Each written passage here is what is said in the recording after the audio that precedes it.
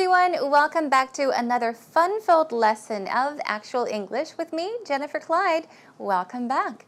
Now, it's a brand new week and a brand new category of topics. Let's focus on business this week. Now, the first lesson we'll be starting off with is lesson 51. Let's talk about business email. The proper way to say email is, of course, without the S, but I think people tend to add an S and even say emails. Anyhow, we'll talk about business email or emails. Now, are you good at sending or writing a business email? I am not. I'm terrible at writing business email because I don't have much experience. So basically, maybe talk about a few guidelines, a few things, the basics of writing an email. You can talk about perhaps what you should include in the email, what you should not mention in the email as well. I think most important is, though, to get the idea across. Let the other person know who you are exactly and what you are hoping to accomplish, perhaps. Add some, detail as to what you would like to do. As, say, for example, scheduling an appointment, right? Or a reservation somewhere so you guys can actually meet and have a conversation, a detailed conversation of what it is that you two can accomplish together. Anyhow, it's all in our actual talk today, so let's begin with a conversation.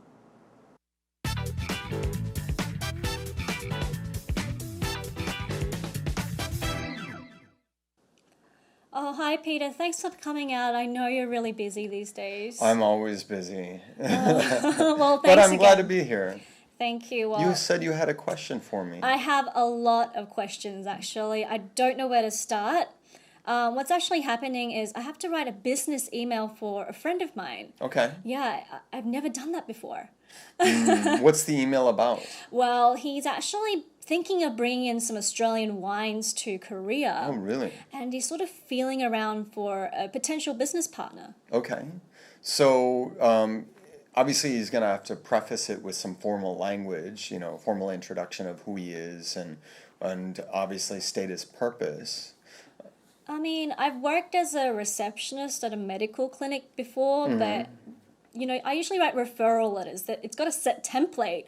But for a business partner, I mean, I really don't know where to start. Well, if you look online, I think you can find a lot of templates for business emails and even business plans. Does he have a formal business plan that he's written already? I'm sure he has a few ideas floating around, but we're not sure whether he should include all of that in this first email or leave it out. Sure. He should probably just introduce himself, let the guy know or the person know exactly what he's hoping to accomplish. Right. And maybe outline the parameters of how the partnership would be. That's a good idea. And also, something a little bit personal to kind of pull him into the idea more. So it's a good idea to get to know something about the guy. Oh, whether he likes wines, what type of wines. Well, that's pretty important, yeah. Right.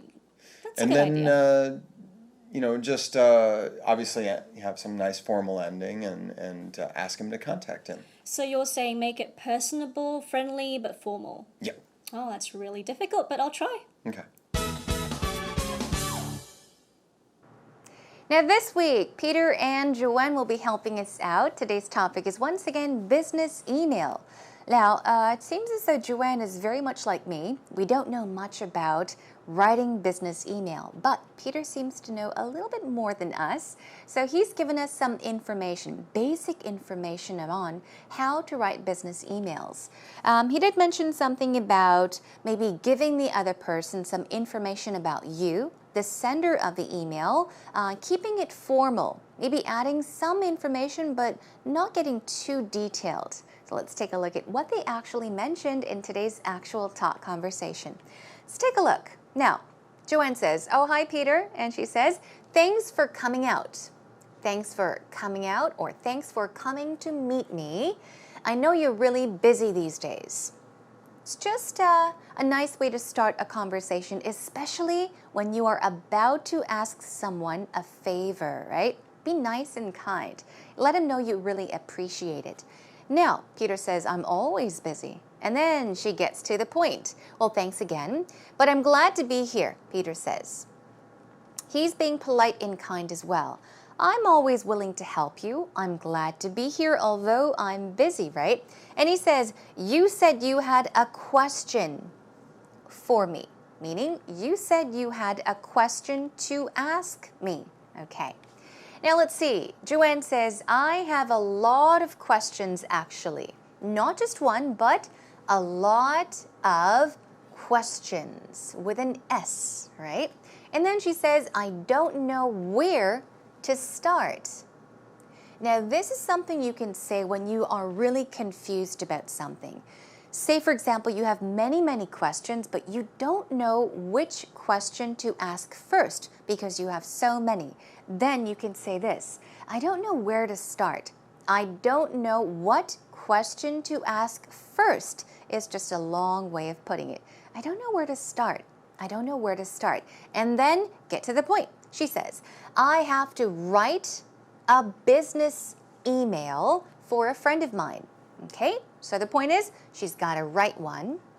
And I've never done that before. Never done what? Done that, meaning write a business email. So Peter says, okay, what's the email about? Okay, what is the email that you have to write about? She explains, well, he's actually thinking of bringing in some Australian wines to Korea.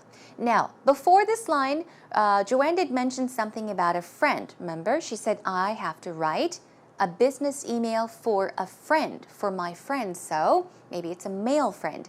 Now, that friend is thinking of bringing in, possibly importing, some Australian wines to Korea.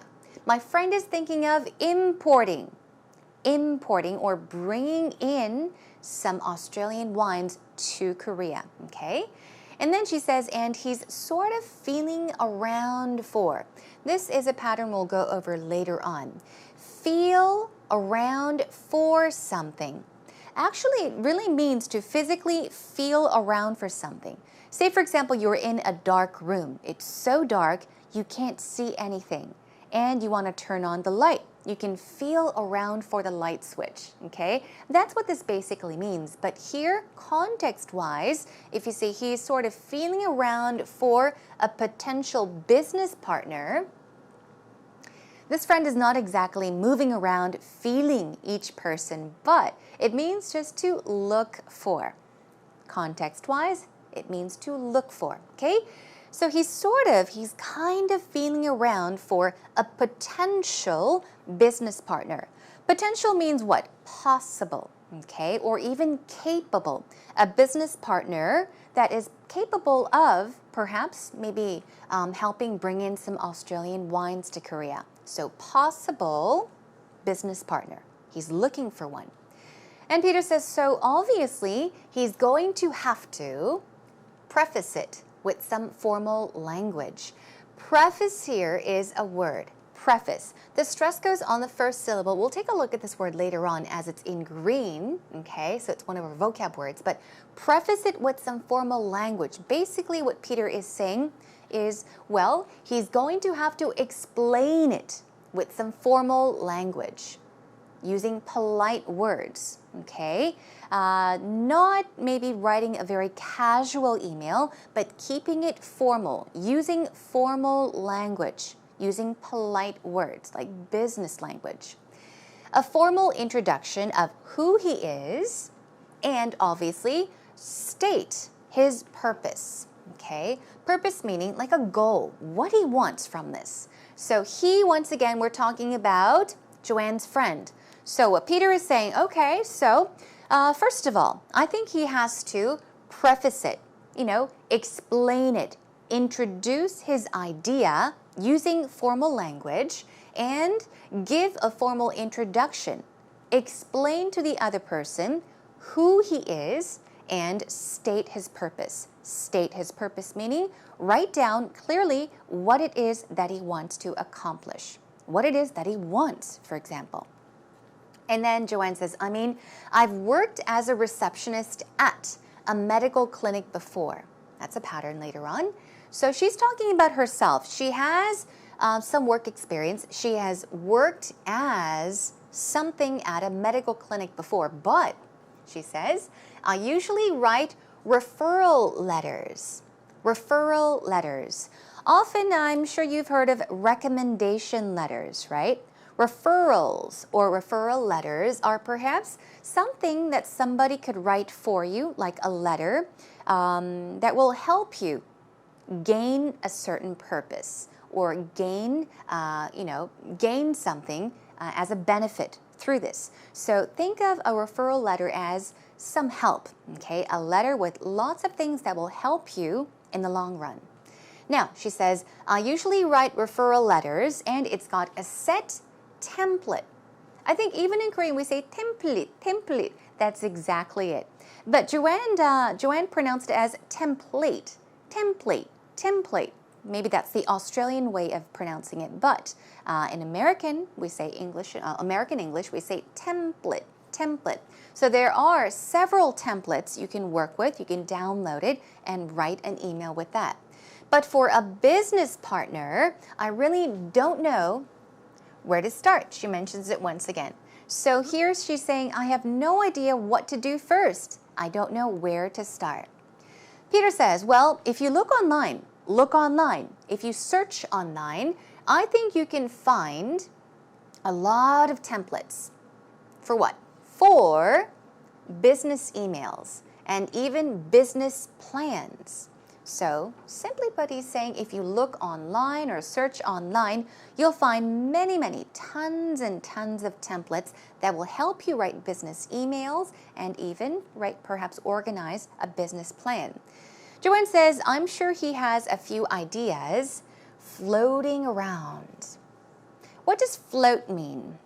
Something can float in the sky, such as a balloon, right? A balloon can float in the sky, or perhaps something can float on water. 둥둥 떠다니다, right? So if you say ideas floating around, it basically means you have some ideas in mind, okay? You have not decided on a certain idea, but there are several ideas that you are thinking about. But we're not sure whether he should include all of that, okay? All of that, meaning all of those ideas in this first email, or leave it out, which means the opposite of include. Exclude it from the email, okay? So, simply put, okay, to make it easier for you to understand, she's saying my friend has several ideas. He has some ideas in mind, but he's not sure whether he should include it. Write it in the email or leave it out. Keep it out of the email, not mention it in the email. Peter says, sure, he should probably just introduce himself. These are a few things he should do. Let the other person know, the receiver of the email, know exactly what he's hoping to accomplish, what he wants, okay? And then he says, and maybe outline the parameters of how the partnership would be. Parameters, okay? This is like boundary, limitations, okay? So he's saying maybe give a rough outline, just a basic outline of those ideas that he has, his limitations and the boundaries. Just share the ideas he has in mind, okay? And then, of course, Joanne's getting all this information, so in between, she's saying, okay, I got it. That's a good idea.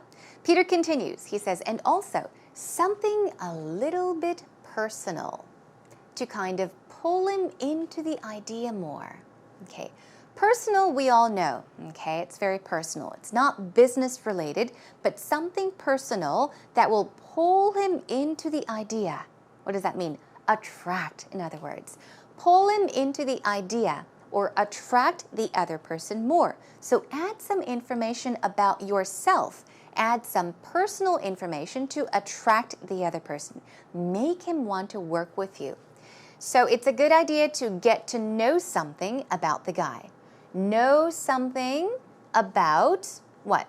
The guy meaning the other person. The person that will be receiving the email. Now Joanne asks, okay. She's not quite sure, so she says, so whether he likes wines, what types of wines, okay, whether he likes wines, and also what types of wines, questions like that. Maybe are those a few things that I should get to know first? And then he says, well, that's pretty important. Yeah, yes, you got the point.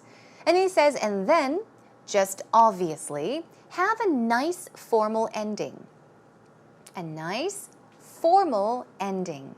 After all, this is business. It's not a casual letter or a casual email that you're sending to a friend. So he's saying, well, you could add some personal information to attract him, to make him want to work with you. But then again, keep in mind, well, keep it or give it a nice formal ending. Make it sound more like business. So she says, so you're saying make it personable, friendly, but formal. That's right. Let's take a look at these words. Personable. I'm sure you've heard of personal. We've taken a look at that word personal, very private in other words. But personable could mean very personal, but it could also mean very pleasing, okay? Something that could attract the other person into doing something, that you can persuade the other person into doing something. So friendly, even pleasing are perhaps some synonyms for personable. So she's saying, okay, make it personable, make it friendly, but formal, meaning business-like, right? Okay, and that about brings us to the end to today's actual talk conversation. So then these are some, I guess, basic guidelines as to what you can do, what you can include in a business email, and what you should keep out of an email. Okay, exclude or leave out of an email. Let's take a listen to the conversation between Peter and Joanne one more time. Oh, hi, Peter. Thanks for coming out. I know you're really busy these days. I'm always busy. Well, thanks But I'm again. glad to be here. Thank you. Well, You said you had a question for me. I have a lot of questions, actually. I don't know where to start. What's actually happening is I have to write a business email for a friend of mine. Okay. Yeah, I've never done that before. What's the email about? Well, he's actually thinking of bringing in some Australian wines to Korea. Oh, really? And he's sort of feeling around for a potential business partner. Okay. So, obviously he's going to have to preface it with some formal language, you know, formal introduction of who he is and obviously state his purpose. I mean, I've worked as a receptionist at a medical clinic before, but, you know, I usually write referral letters that it's got a set template. But for a business partner, I mean, I really don't know where to start. Well, if you look online, I think you can find a lot of templates for business emails and even business plans. Does he have a formal business plan that he's written already? I'm sure he has a few ideas floating around, but we're not sure whether he should include all of that in this first email or leave it out. Sure. He should probably just introduce himself, let the guy know or the person know exactly what he's hoping to accomplish. Right. And maybe outline the parameters of how the partnership would be. That's a good idea. And also, you know, something a little bit personal to kind of pull him into to the idea more. So it's a good idea to get to know something about the guy. Oh, whether he likes wines, what type well, of that's wines. pretty important, yeah. Right. That's And a good then, idea. you know, just obviously have some nice formal ending and ask him to contact him. So you're saying make it personable, friendly, but formal. Yeah. Oh, that's really difficult, but I'll try. Okay.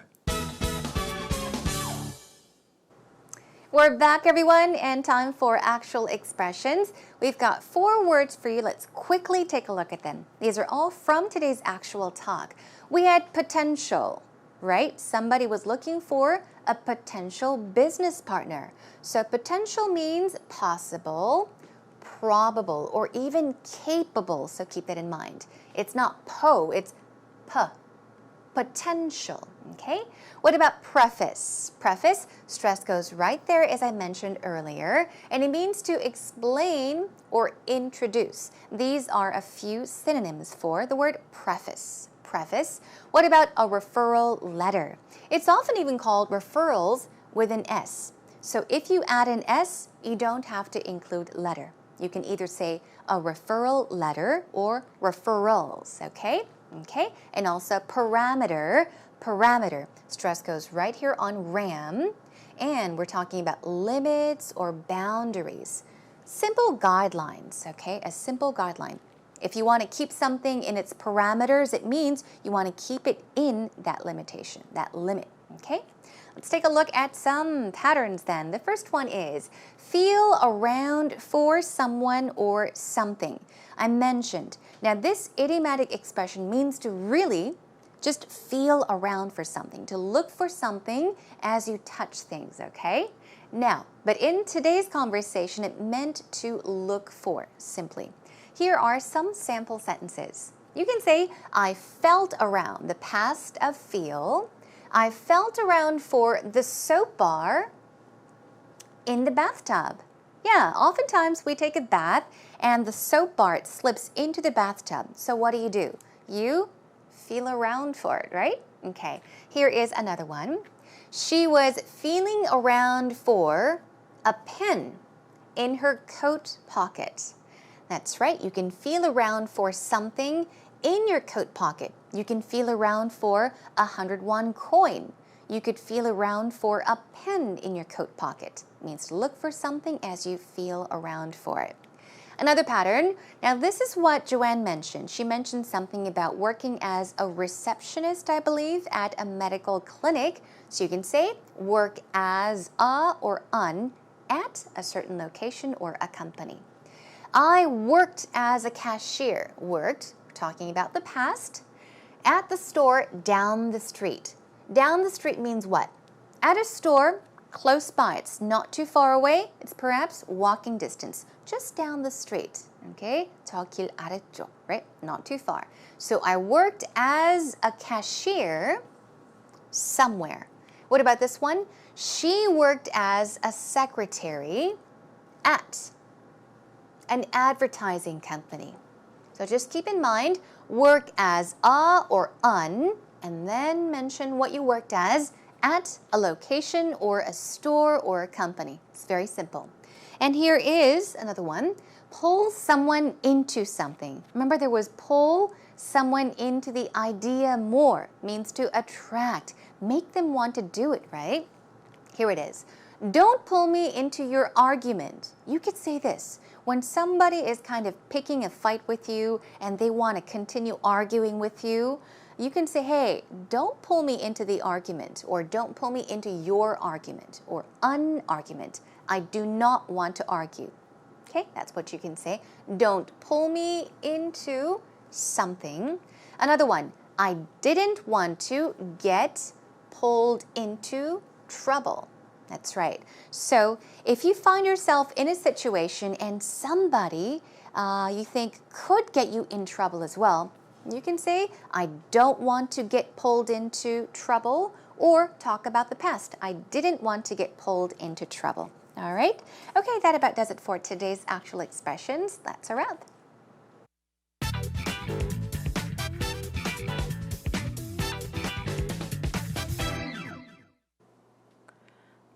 Business mail for me was only time when I wrote it to get a job. That's one of the business mail, I think. When you are writing business mail, I think you have to be really clear, but not to sell yourself too much, because basically most of the time they don't really read all your informations. The reason are they get so many emails from other people that they get bored of every single similar emails that they get. So what I did was that I put myself, the interesting parts of myself at the beginning of the paragraphs, so that they find out about me. They find out about me so that I don't know, they get more interested and more giving the feeling that they really want to see me. So that kind of worked for me, and I got this really great job. She, well, obviously has not written many business emails before, but there was a time that she did. It was to get a job. And she gave us some information about what she personally thinks is good for writing an email, a business email. Let's take a look. Now, she said the only time, which means she had one experience, an experience once. The only time I wrote a business email was to, what was to? Purpose, get a job. That is why she wrote a business email. Next, she says, I think you have to be really clear. Yeah. Make it clear means to make it easy to understand. So she's saying you have to be clear. What about you should not sell yourself too much? I would say try not to. Oops, here we go. Try not to. So you should not sell yourself too much. Basically, sell, 나를 팔다. In this case, it means to add too much information about yourself, especially by saying only good things about yourself, okay? Just mentioning the good things. I'm good at this. I'm wonderful at this. I have so much information in this field, in that area. Yeah, don't do that, is what she is saying. Another one, they get bored of every single similar email that they get. Get bored of. Yeah. They will get sick of reading all of them. They will get bored of. It'll be, okay, another one, another one. So that's what she's saying. She's saying make it unique, make it interesting, because they read so many business emails, they get bored of reading every single similar email that they get. And here we go with one last sentence from the actual story. She's mentioning something about herself. I wrote, okay, this is about her email, interesting things about myself. Where? At the beginning of the paragraph. That's right. Now, even as Peter mentioned in today's actual talk, he said, let the other person know something about you. So give an introduction, but don't get into details, okay? Keep it simple, short, but interesting, and that is exactly what Jenny did in the past when she wrote a business email. All right, that is a wrap for today's actual story. Business mail for me was only time when I wrote it to get a job. That's one of the business mail, I think. When you are writing business mail, I think you have to be really clear, but not to sell yourself too much, because basically most of the time they don't really read all your informations. The reason are they get so many emails from other people that they get bored of every single similar emails that they get. So what I did was that I put the interesting parts of myself at the beginning of the paragraphs, so that they find out about me. They find out about me so that I don't know, they get more interested and more giving the feeling that they really want to see me. So that kind of worked for me, and I got this really great job.